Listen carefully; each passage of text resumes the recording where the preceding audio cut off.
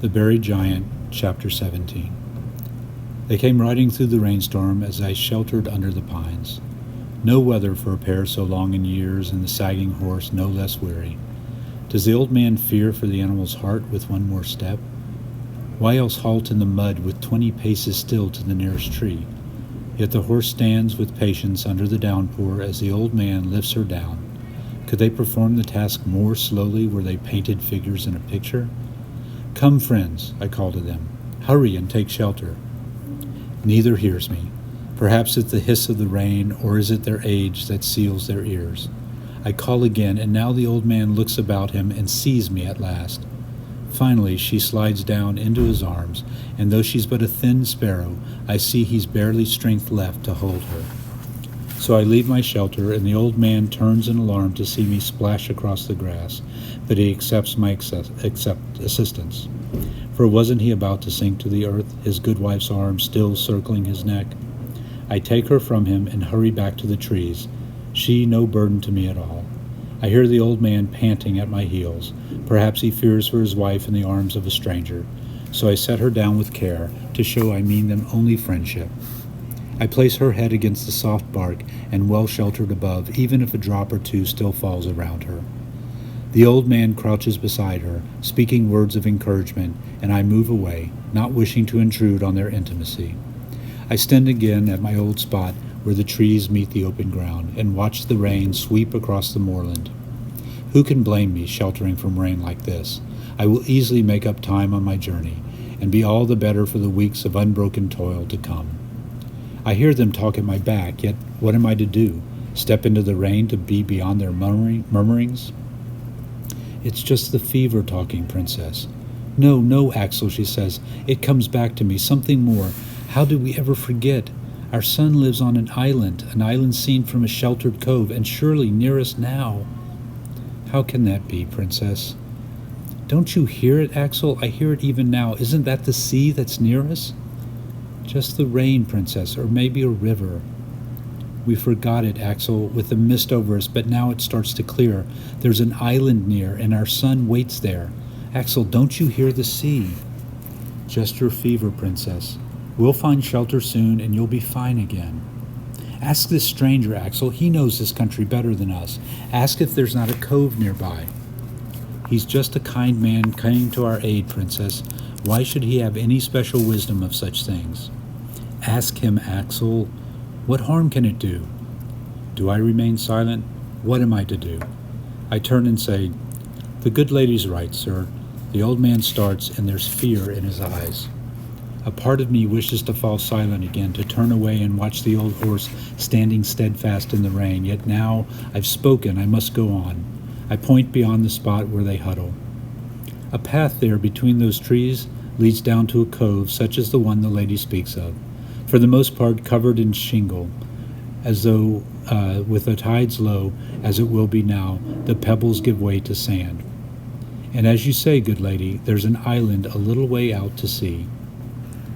They watch me in silence, she with a weary happiness, he with mounting fear. Will they not say anything? Do they expect me to tell more? "I've watched the sky," I say. "This rain will clear shortly, and the evening will be a fine one. So if you wish me to row you over to the island, I'd be pleased to do so." "Didn't I tell you, Axel?" "Are you then a boatman, sir?" the old man asked solemnly. "And can it be we met somewhere before?" "I'm a boatman, sure enough," I tell him. "It's more than I can remember if we met before, for I'm obliged to ferry so many and for long hours each day." The old man looks more fearful than ever, holds his wife close as he crouches beside her, judging it best to change the topic. I say, "Your horse still stands in the rain, even though he's untethered and nothing to stop him seeking the nearby trees." "He's an old battle horse, sir."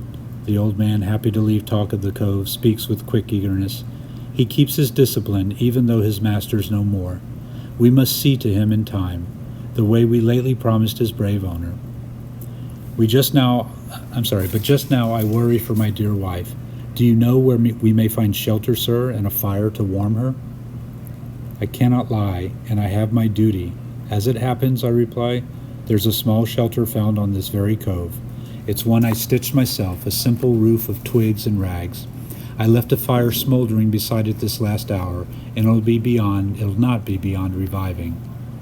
He hesitates, searching my face carefully. The old woman's eyes are now closed, and her head rests on his shoulder. He says, "Boatman, my wife spoke just now in a fever. We've no need of islands. Better we shelter beneath these friendly trees till the rain's gone. Then we'll journey on our way." "Axel, what are you saying?" the woman says, opening her eyes. "Hasn't our son waited long enough? Let this good boatman lead us to the cove." The old man hesitates still, but feels his wife shiver in his arms, and his eyes look to me with desperate entreaty. "If you wish," I say, "I'll carry the good lady and make the way to the cove easier." "I'll carry her myself, sir," he says, like one defeated yet defiant. "If she's not able to go by her own feet, then she'll go in my arms." What to say to this? The husband now almost as weak as the wife. "The cove's not far," I say gently, "but the way down is steep, with pits and twisted roots. Please allow me to carry her, sir. It's the safest thing. You'll walk close beside us where the way allows. Come, when the rain eases, we'll hurry down, for see how the good lady trembles for cold." The rain stopped before long. I carried her down the hill path, the old man stumbling behind. And when we came out to the beach, the dark clouds were swept to one side of the sky as if by an impatient hand. The reddish hues of evening all across the shore, a foggy sun falling towards the sea, and my boat rocking out in the waves. With another show of gentleness, I laid her down on the rude cover of dried skins and branches, placing her head against a cushion of mossy rock. He comes fussing about her even before I can step away. "See there," I say, and crouching beside the slumbering fire, "there's the island." Only a small turn of the head gives the woman a view of the sea, and she lets out a soft cry. We must turn on the hard pebbles and stares bewildered here and there at the waves. "There, friend," I say, "look there, midway between the shore and the horizon." "My eyes aren't so good," he says, "but yes, I believe I see it now. Are those the tops of trees or jagged rocks?" "They'll be trees, my friend. It's a gentle place." I say this all the while breaking twigs and attending the fire. They both look out to see the island, and I kneel down, the pebbles harsh against my bones, to blow at the embers. This man and woman, did they not come of their own will? Let them decide their own paths, I say to myself. "Do you feel the warmth now, Princess?" he cries. "You'll soon be yourself again." "I see the island, Axel," she says, "and how can I but intrude upon this intimacy? That's where our son awaits. So strange how we ever forgot such a thing." He mumbles a reply, and I see he grows troubled again. "Surely, Princess," he says, "we're not yet decided. Do we really want to cross to such a place? Besides, we've no way to pay for our passage, for we left the tin and coins with the horse. Am I to remain silent?" "That's no matter, friends," I say. "I'll gladly take what's owed later from the saddle. That steed won't wander far. Some may call this cunning, but I spoke from simple charity, knowing well I would never come upon the horse again." They talked on in gentle voices, and I kept my back to them, attending to the fire. For do I wish to intrude on them? Yet she lifts her voice, and one more steady than before. "Boatman," she says, "there's a tale I once heard, perhaps as a small child, of an island full of gentle woods and streams, yet also a place of strange qualities. Many cross to it, yet for each who dwells there, it's as if he walks the island alone, his neighbors unseen and unheard. Can this be true of the island now before us, sir?" I go on breaking twigs and placing them carefully about the flame. "Good lady, I know of several islands to fit such a description. Who knows if this is one among them?" An evasive answer, and one to give her boldness.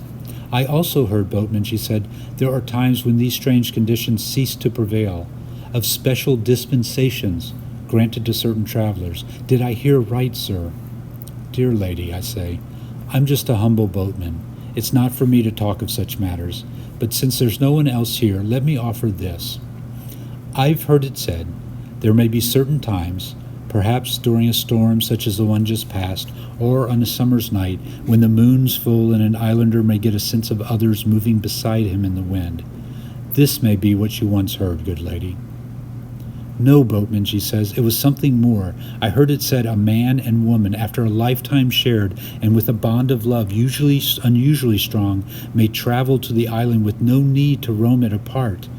I hear they may enjoy the pleasures of one another's company as they did through all the years before. Could this be a true thing? Boatman. I'll say it again, good lady. I'm just a boatman charged with ferrying over those who wish to cross the water. I can speak only of what I observe in my daily toil. Yet there is no one here but you to guide us, boatman. So ask this of you, sir, if you now ferry my husband and me, can it be that we will not be parted, but free to walk the island arm in arm the way we go now?